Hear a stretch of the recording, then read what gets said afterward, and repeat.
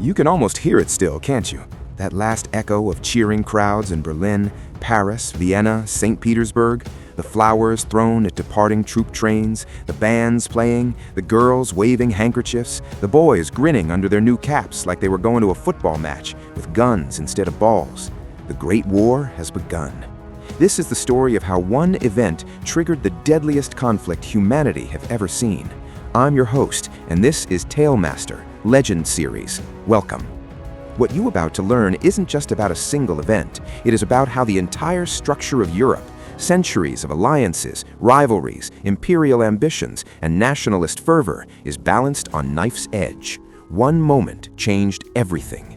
In this episode, we uncover the hidden rivalries that divided Europe into two hostile camps and exact reasons how all these catastrophic events triggered all in sudden. They really believed it would be quick. 6 weeks, maybe 8, home for the harvest, home for Christmas. By the time the first snow dusted the trenches in December 1914, more than 1 million men were already dead or wounded. 1 million. In 5 months. No one was going home for Christmas. Let me take you back to the moment the illusion shattered, not with a single bang, but with the slow, grinding sound of shovels hitting wet earth from Switzerland all the way to the North Sea, the sound of men digging their own graves while they were still breathing. This is the story of how the war everyone expected to end in glory became the war no one knew how to stop. December 1914. The generals still rode horses behind the lines. The soldiers still wore bright cloth caps that made perfect targets. The politicians still promised victory by spring. But the soldiers in the mud already knew something the newspapers wouldn't print for years. This wasn't a war anymore. This was punishment. Sir Edward Grey, the British Foreign Secretary, stood at his window in London that August and watched the street lamps being lit one by one. He turned to a friend and said the words that still cut like a bayonet. "The lamps are going out all over Europe. We shall not see them lit again in our lifetime." He wasn't being poetic, he was being prophetic. Because 1914 didn't just start a war, it killed something bigger. It killed the 19th century, the century of progress, empires, certainty, gentlemen's agreements. It replaced it with something colder, darker, more mechanical, something that would eat 10 million more lives before it was done. Let's walk the line together, from the Swiss border to the Belgian coast. 400 miles of fresh-dug ditches, barbed wire like black spiderwebs under the moon, sandbags leaking mud, duckboards floating on brown water, and everywhere the smell. Cordite, wet wool, shit, corpses just out of reach. The generals called it consolidation. The men called it hell with a roof. How did we get here so fast? It happened because nobody listened. The machine gun had been around since the 1880s, the quick-firing field gun since 1897, barbed wire since the American West. Yet every high command still believed in the spirit of the attack, the bayonet charge, the decisive breakthrough, the old cavalry glory. They were wrong. Technology had already chosen its side, and it chose defense. One Maxim gun, could spit 600 rounds a minute. A battalion charging across 300 yards of open ground, they didn't stand a chance. Yet the orders kept coming. Advance, attack at dawn, show spirit. And the men obeyed, because what else could they do? Take the British at Mons, August 23rd. The old Contemptibles, the tiny British expeditionary force, facing wave after wave of gray-coated Germans. They fired 15 aimed rounds a minute with their Lee Enfields. They mowed the Germans down like wheat. The survivors later swore the Kaiser's men marched straight into the bullets, like they couldn't believe what was happening. But Mons was a delay, not a victory. The British retreated. Everyone retreated. And then they stopped retreating, because there was nowhere left to go. So they dug.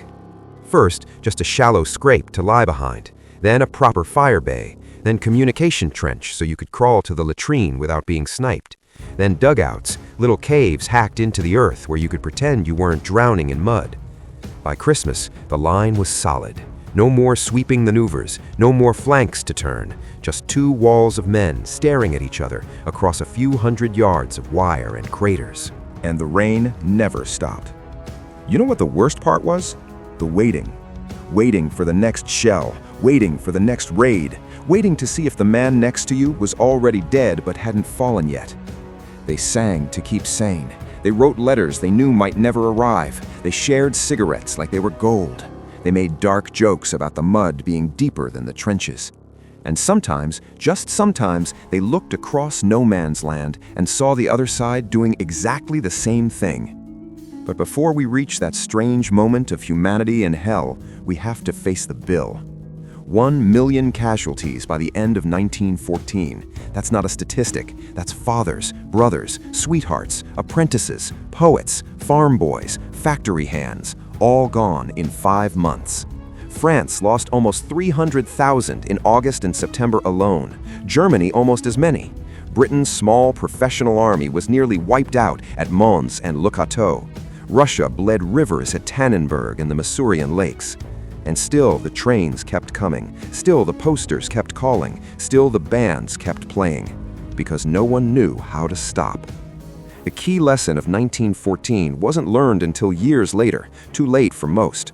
Alliances didn't protect anyone, they dragged everyone down together, like a chain of drowning men pulling each other under. Technology didn't favor the brave, it favored the dug-in. The machine gun and the howitzer didn't care about courage, they just counted rounds and yards. And the generals, God help us, still believed in the offensive spirit. They still sent men over the top into wire and Maxim fire because stopping felt like defeat. So the war didn't end at Christmas, it metastasized. Verdun was coming, the Somme, Passchendaele, Gallipoli, the Brusilov offensive, Caporetto, the gas clouds, the tanks, the Zeppelins over London, the U-boats starving Britain, the revolution in Russia, the American doughboys, the Spanish flu. All of it was born in 1914. But 1914 also gave us something else. Heroes. Not just the famous ones. Joffre, the stubborn old bear who wouldn't panic when Paris was in sight of German guns. They called him Papa Joffre, the savior of the Marne. Hindenburg, the Rock of the East, the grandfather figure who crushed 2 Russian armies at Tannenberg and gave Germany its first real victory legend. Ludendorff, the cold genius behind the victories, the man who would later help stab the Republic in the back. But the real legends weren't generals, they were the ordinary ones. The British Tommy who held his rifle with shaking hands at Mons and still fired 15 aimed rounds a minute. The French poilu who climbed out of a taxi at the Marne and charged with a bayonet because Paris was only 30 miles away. The Belgian civilian who hid a wounded soldier in his attic while Germans searched house to house. The German lancer who wrote home that the mud was worse than the bullets. The Russian peasant conscript who marched barefoot into East Prussia because the boots never arrived. These were the men who endured the first winter in the line. They didn't know they were already part of the lost generation. They just knew they were cold, wet, scared, and still alive, for now. And then, against every rule of war, something impossible happened. Christmas 1914. In places along the line, the guns fell silent. Men climbed out of trenches. They met in no man's land. They exchanged cigarettes, buttons, photographs. They sang carols, sometimes the same song in different languages. They played football in the mud with makeshift balls. For a few hours, the war stopped being a war. It was just men, exhausted, filthy, frightened men, remembering they were human. The high commands were furious. Orders came down. No more fraternization. The next Christmas, the guns never stopped. But for one night in 1914, the lamps flickered back on, just for a moment. Then they went out again. So here we stand at the end of 1914. The mobile war is dead. The trenches are born. The generals are already writing new plans, bigger offensives, more shells, more gas, more men. The soldiers are already writing letters that begin with, "If I don't come back." The lamps are out, and Europe is dark. But the war, my God, the war had only just begun.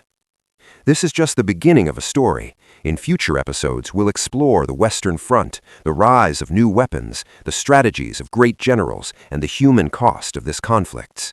If you want to understand the history that shaped the modern world, subscribe to Tale Master Legends series. Hit the notification bell so you don't miss the next episode.